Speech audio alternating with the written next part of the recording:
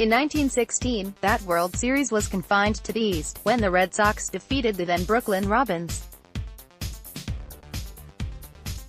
They didn't even use the tiny Fenway Park, which had opened in 1912, instead opting to use the larger Braves Field, home of the Boston Braves, nearby. Now, the 114th edition of the Fall Classic spans coast to coast. It begins Tuesday night in Boston, as the Red Sox host the Dodgers in Game 1 of the best-of-7 series. First pitch at Fenway Park is scheduled for 8:09 p.m. Eastern Time. The oldest ballpark in baseball also will host Game 2 as well as Games 6 and 7 if needed. Dodger Stadium, the third oldest MLB venue, will host Games 3 and 4 and, if necessary, 5. The 102-year wait for a World Series rematch is by far the longest gap in baseball history. The next biggest is 76 years, when the Oakland A's defeated the San Francisco Giants in 1989. This place is going to be obviously going crazy, said Red Sox pitcher Chris Sale, who will start Game 1 after recently being hospitalized with a stomach illness. We have very passionate fans. It's going to be fun. I think we've all been waiting for this. And our fans, too. Our fans have been there the whole year, just like we've been grinding the whole year, and they've been showing up for us, and I think they're just as excited as we are. Kershaw, we're still missing that ring. Red Sox are seeking their 4th World Series championship in the last 15 years and 9th overall. The back-to-back National League champion Dodgers, who lost to the Houston Astros in 7 games last year, are trying to win their 7th title and first since 1988. Boston enters the series as the favorite. The Red Sox have been dominant all season and have the best record in baseball, winning 108 games. The Red Sox also beat 2 100-win teams to get to this stage, knocking off the New York Yankees, 100 wins, in the American League Division Series and the defending champion Houston Astros, 103 wins, in the American League Championship Series. The Dodgers took a different route. After an initial struggle, they clawed up the standings in the National League West and tied the Colorado Rockies at the end of the 162-game regular season.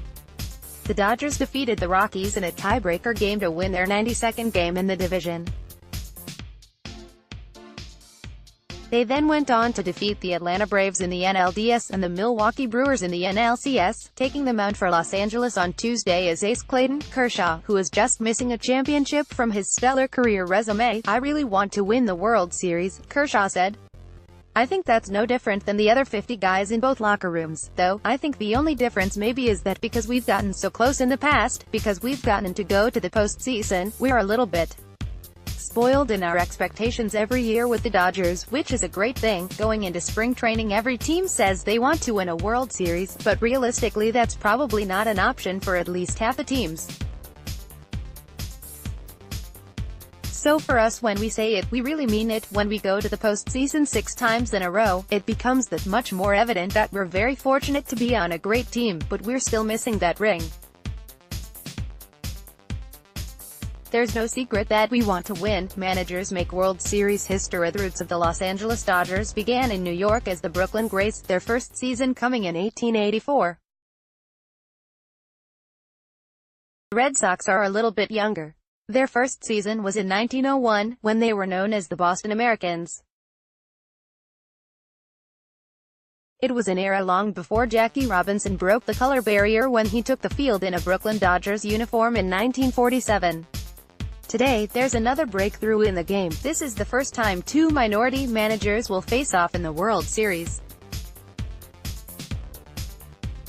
Dave Roberts, the Dodgers' first minority manager, was born in Okinawa, Japan to an African-American father and a Japanese mother. Being on the diversity committee that I am on and trying to get opportunities and higher positions for minorities, men, women, I think that the needle is moving, Roberts said. Maybe not as quickly as most people would like, but I'm always encouraging minorities to get opportunities.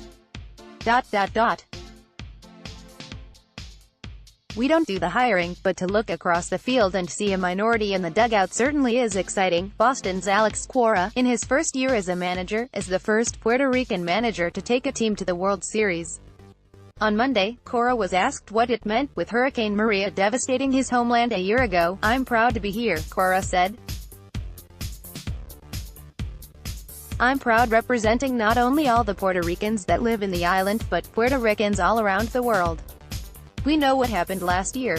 It was a tough one," he added, referring to Maria's impact. "As a country, we've done an outstanding job fighting.